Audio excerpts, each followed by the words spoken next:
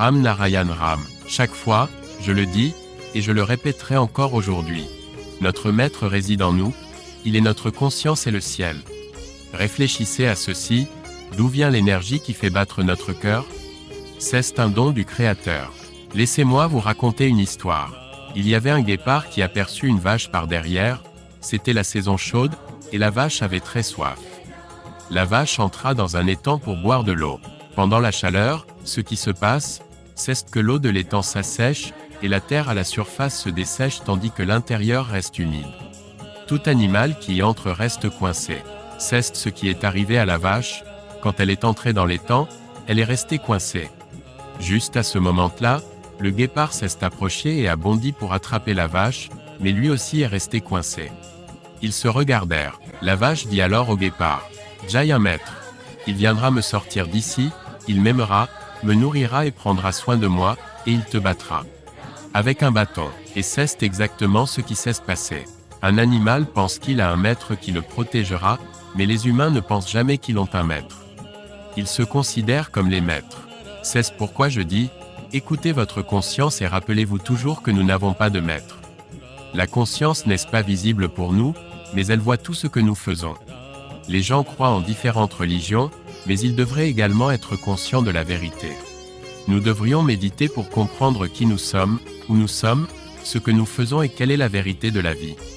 Ceux qui nous enseignent la méditation ne savent souvent pas ce que c'est vraiment. Ils manquent même de connaissances. Cependant, nous devons comprendre ce qu'est la vraie méditation.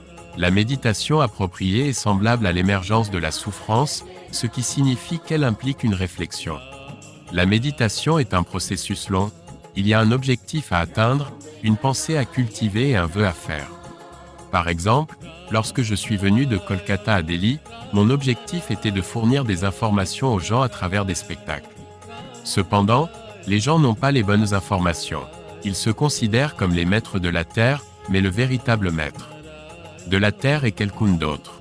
Cette même conscience réside en nous tous, apparaissant parfois comme un serviteur, et d'autres fois comme un guide sage. Nous dormons, nous nous réveillons et nous faisons tout cela, mais la conscience ne fait rien de tout cela. La conscience guide nos vies. Les battements de notre cœur sont dus à notre conscience. Nous devons préserver notre conscience. Si nous naissons, nous devons aussi mourir.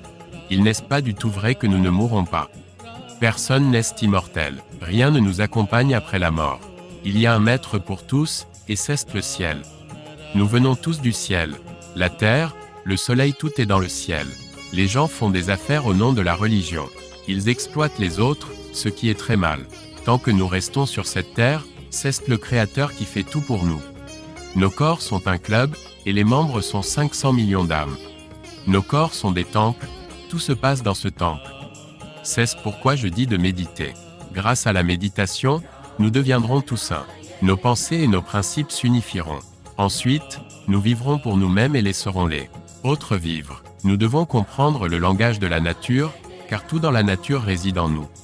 Cela nous donne la capacité de penser à l'avance. Une personne ne se trompe jamais elle-même.